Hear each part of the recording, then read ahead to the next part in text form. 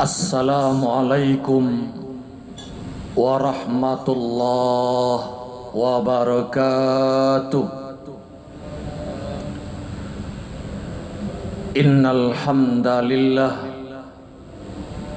asyhadu an la ilaha illallah wa asyhadu anna Muhammadan abduhu wa rasuluh la nabiyya ba'dah. Allahumma fasalli wa sallim ala Muhammadin wa ala alihi wa sahbihi ajma'in wa man tabi'ahum bi ihsanin ila yaumiddin. A'udzu billahi minasy syaithanir rajim.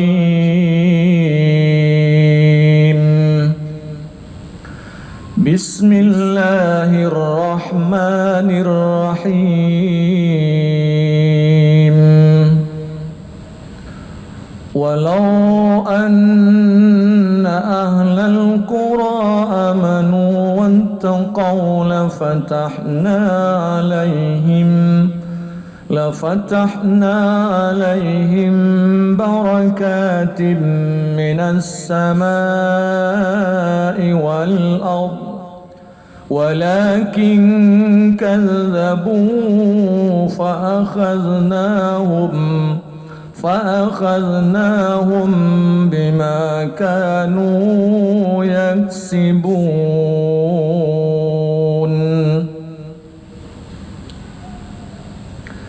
Sekiranya penduduk negeri beriman dan bertakwa, pasti akan turun keberkahan dari langit dan keluar dari bumi.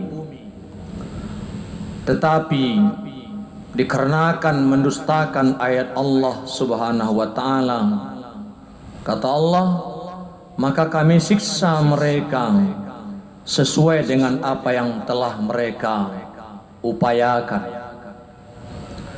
Hadirin jamaah zuhur rahimakumullah. Topik ceramah zuhur kita saat ini ialah Islam, kunci kemajuan suatu bangsa. Maju tidaknya suatu bangsa, suatu negeri, tergantung kepada perkembangan Islam di daerah itu. Semakin Islam itu maju, tumbuh, teraplikasi di tengah-tengah masyarakat bangsa itu, maka bangsa itu akan semakin maju. Baik itu skopnya dalam kecil, seperti kita mungkin nagari, kabupaten, provinsi, negara, bahkan dunia. Bila Islam mengalami kemajuan, maka negeri itu akan mengalami kemajuan. Maka tentu penting bagi kita melaksanakan Islam dan memajukan Islam agar bangsa kita ini menjadi maju.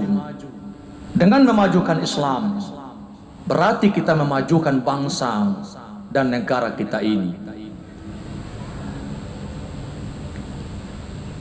Ada beberapa pondasi Islam yang disebut maju pada suatu masyarakat, pada suatu bangsa.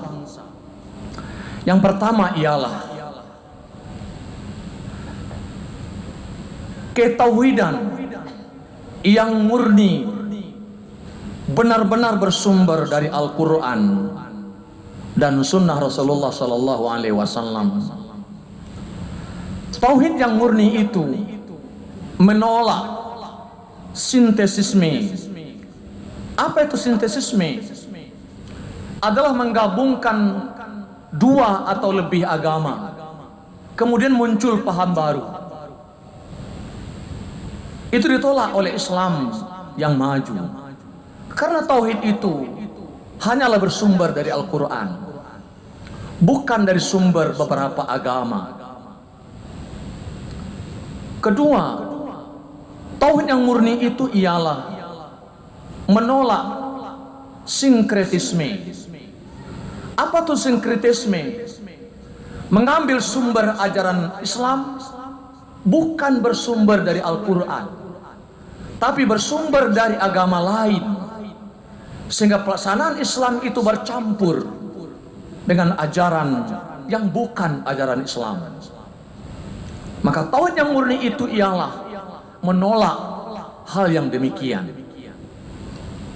Yang ketiga, tauhid yang murni itu menolak yang namanya relativisme. Apa itu relativisme? Ialah paham yang memandang agama-agama yang ada sama. Bahkan ia mengatakan orang faham relativisme itu pada prinsipnya Tuhan adalah sama, tapi hanya diyakini oleh banyak agama di dunia. Maka bila orang meyakini Tuhan adalah di banyak agama, itu tidaklah benar. Yang benar adalah Tuhan Allah yang Maha Esa, dan itu dijelaskan oleh Al-Quran, firman Allah itu sendiri. Kaum muslimin jemaah zuhur rahimakumullah. Yang kedua, tanda Islam yang maju itu pada satu bangsa ialah pemahaman Al-Quran dan pemahaman hadis yang bersifat holistik. Islam itu bersifat holistik, integratif, integrasi maupun integratif. Apa itu holistiknya? Bahwa Islam tidak terikat dengan teologi tertentu, tidak terikat dengan mazhab tertentu, tidak terikat dengan mazhab dan budaya tertentu, tidak jumud pada fikih tertentu. Tapi Islam itu diamalkan bersumber dari Al-Quran dan Sunnah Rasulullah SAW. Maka jika ada pun macam-macam fikih, pendapat, aliran, mazhab, semua itu merupakan hanya sebagai kekayaan berfikir khazanah Islam oleh para cendekia dan para ulama. Tetapi Islam yang sebenarnya harus dikembalikan dan diambil dari sumber Al-Quran dan Sunnah Rasulullah Sallallahu Alaihi Wasallam. Karena itu kaum muslimin, apa yang disebut oleh Al-Quran kebenarannya adalah mutlak. Apa itu kebenaran? Kebenaran adalah persesuaian antara pernyataan dengan kenyataan. Kebenaran Al-Quran dapat diuji oleh siapapun, oleh seorang muslim, bukan muslim, peneliti, dan lain-lain sebagainya. Kebenaran Islam dapat dibuktikan oleh siapa saja. Karena itu Al-Quran adalah kebenaran yang mutlak, dan dia dapat dibuktikan baik secara empiris maupun secara sejarah dan maupun secara keadaan masa yang akan datang sesuai dengan perkembangan zaman. Karena itu Islam yang benar adalah Islam yang pemahaman dia bersifat holistik. Apa itu holistik? Tidak terpisah antara akidah, muamalah, akhlak, dan ibadah. Ada sebahagian orang ibadah madanya bagus, sholat 5 waktunya bagus, tapi ketika dia masuk pasar, prinsip Islamnya hilang. Ketika dia masuk politik, prinsip Islamnya hilang. Ketika dia berbisnis, prinsip Islamnya hilang. Ketika dia di masjid, Islamnya penuh dan utuh. Tapi tatkala dia masuk ke luar masjid, ke tempat di luar masjid, apakah itu pekerjaan, apakah itu profesi, dan lain sebagainya, pangkat jabatan, pada saat itu Islamnya tidak lagi utuh masuk ke dalam bidang pekerjaannya. Pada sesungguhnya Islam itu harus masuk dalam politik, ke dalam negara, ke dalam ekonomi, ke dalam adat dan budaya, ke dalam kegiatan muamalah kehidupan manusia. Hadirin jamaah zuhur rahimakumullah. Yang ketiga, prinsip Islam berkemajuan itu pada suatu bangsa ialah bersifat tajdid dan pembaharuan. Tapi dalam konteks ini jangan salah pakai. Tajdid diarahkan pada bidang muamalah, reformasi, memperbaharui cara-cara kita bermuamalah. Jangan tajdid itu dilakukan pada bidang reformasi dalam bidang ibadah dan akidah. Kadang orang ada terbalik. Dia lapang dalam soal ibadah, tapi sempit dalam soal muamalah. Mana contoh? Soal celana. Sempit orang. Kalau celana tidak di atas mata kaki, dia marah sama orang itu. Padahal celana itu hanya soal pakaian dan budaya. Tidak sama pakaian orang Arab dengan orang Indonesia. Tidak sama pakaian orang Timur dengan pakaian orang Barat. Pakaian Islam yang mana? Bukanlah jubah, bukanlah gamis, bukanlah koko, bukanlah batik. Tapi pakaian Islam itu pakaian yang menutup aurat. Barangnya jenis suci dan bersih. Itulah pakaian Islam. Karena itu jangan sempit dalam soal budaya. Tidak boleh orang maulid Nabi. Tidak boleh orang Isra Mi'raj. Tidak boleh orang ulang tahun. Sempit dalam budaya. Pada budaya itu apa?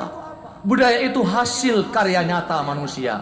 Dibuat dulu oleh manusia, baru dinilai oleh agama. Maka prinsip dalam budaya, selama budaya itu tidak dilarang oleh nas yang nyata, maka dia boleh. Misalnya orang berpesta, beralek kawin. Selama bentuk beralek kawin yang tidak dilarang oleh Islam, maka itu boleh. Karena budaya bukan lahir dari agama, tapi budaya lahir dari kebiasaan dan peradaban manusia. Karena itu, jangan sempit dalam budaya, jangan sempit dalam muamalah, tapi hendaklah memang saklek ataupun ketat dalam soal ibadah dan akidah. Kadang-kadang dia longgar, menyatakan agama lain benar, dia mau. Tapi menerima pakaian seperti ini, dia tidak mau. Mengkafirkan orang Islam, mau. Yang berbeda dengan dia. Tapi mengkafirkan orang yang jelas kafir, tidak berani. Hadirin jamaah zuhur rahimakumullah. Maka pun ketiga ini, tajdid, mari kita lakukan. Terakhir yang keempat ialah Islam yang maju bersatu bangsa itu. Islam yang sifat moderat. Mana Islam yang moderat? Islam yang wasatiyah. Apa itu wasatiyah? Mengambil jalan tengah. Tidak radikal, tidak liberal, dan tidak pula kanan ekstrim, dan tidak pula kiri yang ekstrim. Tidak eksklusif, tapi dia sederhana. Bagaimana sederhananya Islam itu? Tidak terlalu muluk, mungkin ibadah, mungkin berpakaian, tapi Islam yang biasa. Ada tasamuh memang ada prinsip kerjasama memang ada, tapi tidak berlebihan. Jadilah seorang muslim yang biasa-biasa, seperti kita kutip dari pendapat seorang ulama besar, Buya A.R. Fakhruddin, yang mengatakan berislam itu berbiasa-biasa sederhana, yakni cukup meniru, mengittiba kepada Rasulullah, baik dalam tasawuf, dalam berpakaian, dan dalam akhlak keseharian. Tidak ada dikenal tasawuf yang modern, tasawuf yang klasik, tapi tasawuf itu sudah ditunjukkan, sudah diajarkan oleh Rasulullah SAW dalam kehidupan sehari-hari. Maka sebenarnya bagi orang yang sudah meniru gaya Rasulullah SAW dalam kontekstual, maka itulah tasawuf yang sebenarnya. Karena itu, mari senantiasa kita majukan Islam di negeri ini.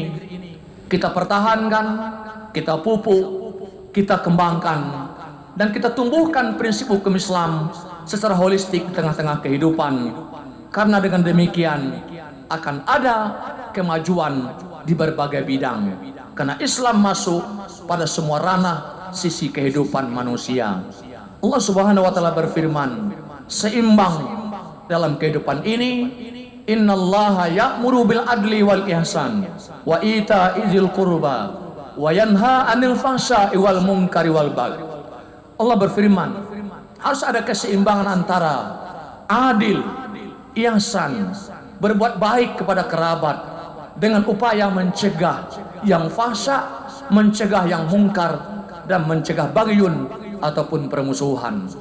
Tidaklah benar orang berlaku adil tapi ada dendam. Orang berbuat baik tapi berlaku mungkar. Harus sejalan seperti sisi mata uang. Antara satu mata uang dengan yang sebelahnya sama-sama diperbaiki.